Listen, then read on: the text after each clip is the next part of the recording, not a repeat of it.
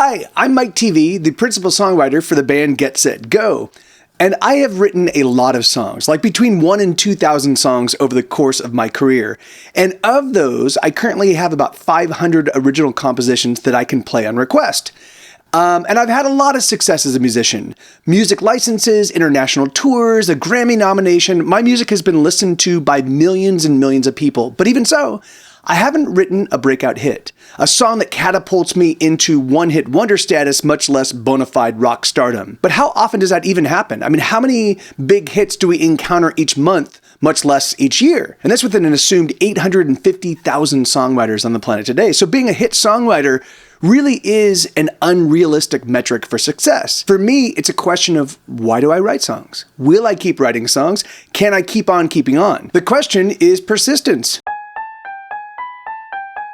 Let's take the Wayback Machine to 2006-ish, spring.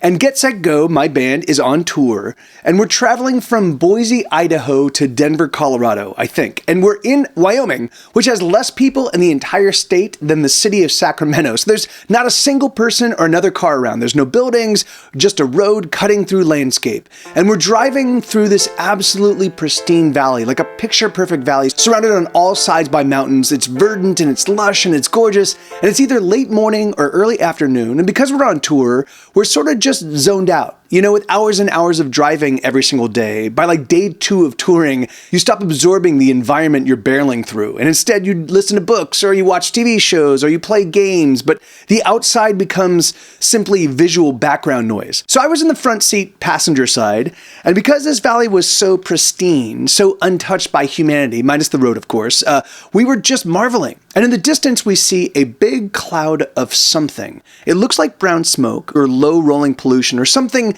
cloud-like streaming down the mountain. So I point it out and I say, what's that?